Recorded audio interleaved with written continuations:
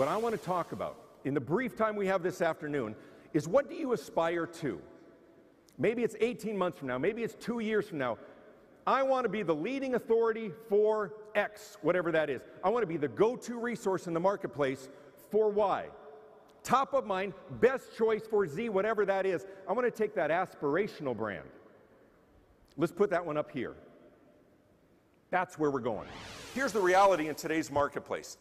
Being very, very, very good at what you do, that's the entry fee. Today, that gives you permission to do business in the marketplace. It is no longer a differentiator. It was 20 years ago, 30 years ago. We could talk quality and commitment and caring and trust and passion. They are universal today. Business is like high school. As much as we would like to think we have transcended all this, we have not. When given the choice, we do business with people we like and people we trust and people who are funny or people who are pretty. We get all of that. Those clicks persist later on in life, but the question is, how do we help people know you better so they like you better, so they trust you more? The new normal is a marketplace populated by great companies who are smart, who are lean, who are having hard conversations just like this today, because I speak to them all the time.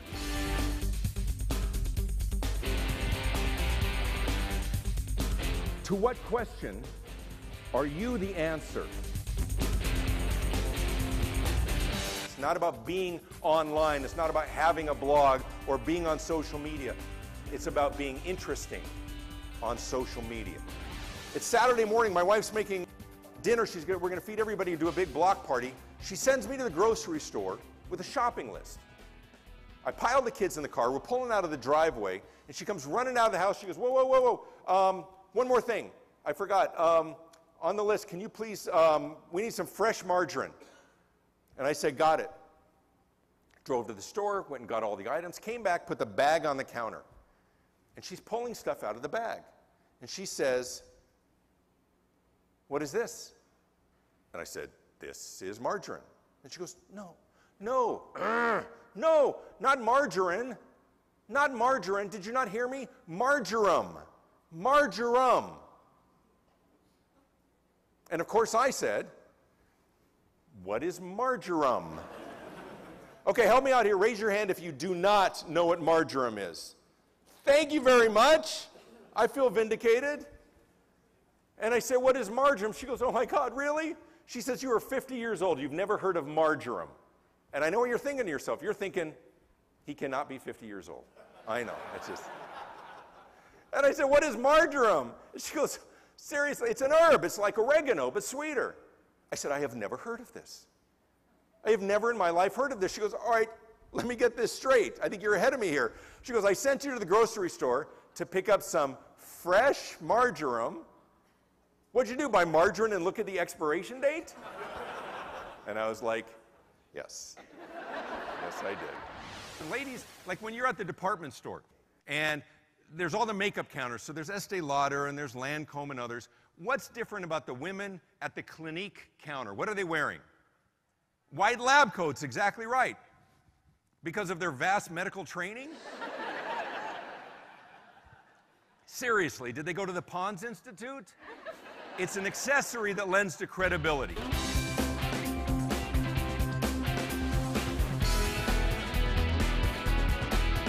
And my wife's sitting in the back row thinking to herself, he is not nearly as charming as he thinks he is up there.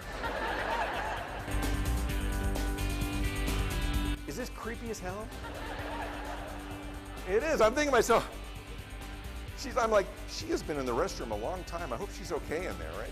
She's gone. There's a very interesting dynamic that happens when you tell me how many years of combined experience. First of all, you're trying to make yourself look bigger than you are. We already know that. But when you tell me this, the next 3 things you say go completely unheard. Do you know why? I'm doing math, right? We have over 250 years of combined experience. What we've been able to do, I'm thinking, does that mean there are like 4 guys who've been there for 50 years and like 49 people who just started and then 1 guy who like just got here? No. What if they got 1 really, really old dude and then like a whole bunch? Meanwhile, you're still talking. If something requires explanation, you're losing it.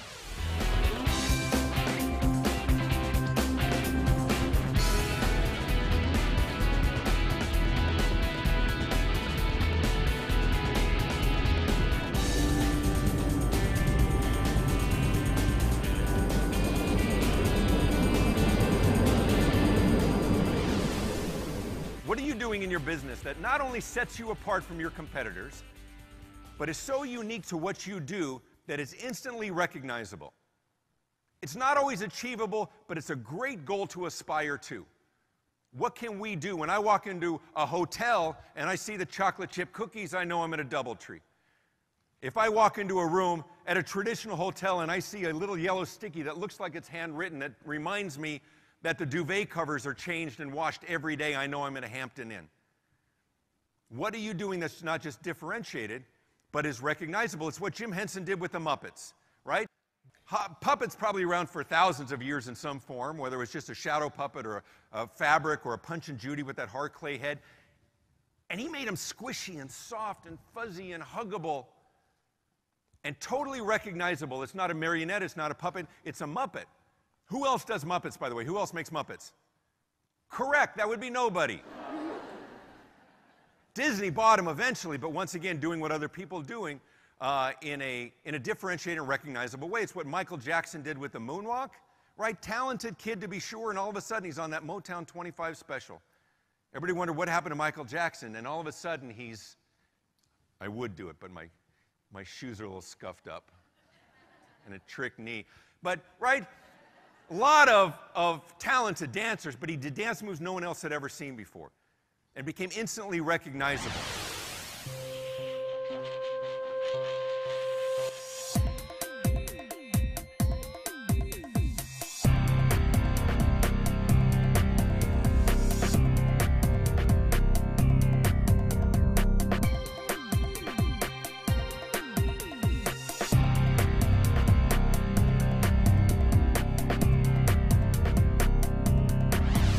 Talk about branding. Let's talk about brands. 20 years ago, we understood brands. We grew up understanding brands.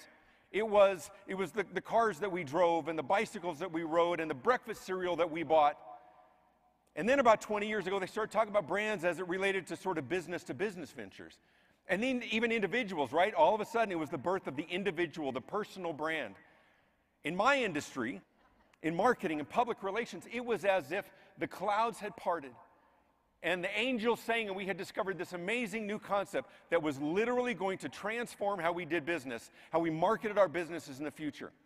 And then a little bit of time passed, a little analysis, and we came to recognize that it really wasn't anything new at all.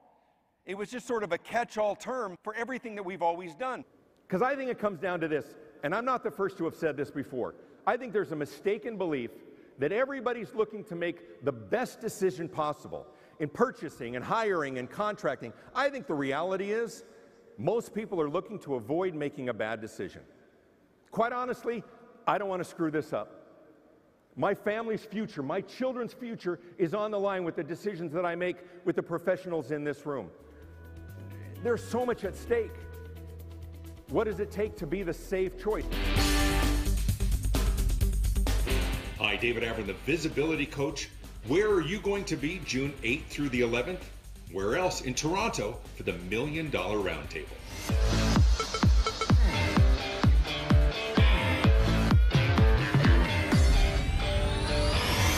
So I'm here in Bangalore, India, 18 million. You know, it astonishes me how often people in business seem to forget the fact that we always have choice. I'm here on the observation deck of the Burj Khalifa, the world's tallest building here in Dubai.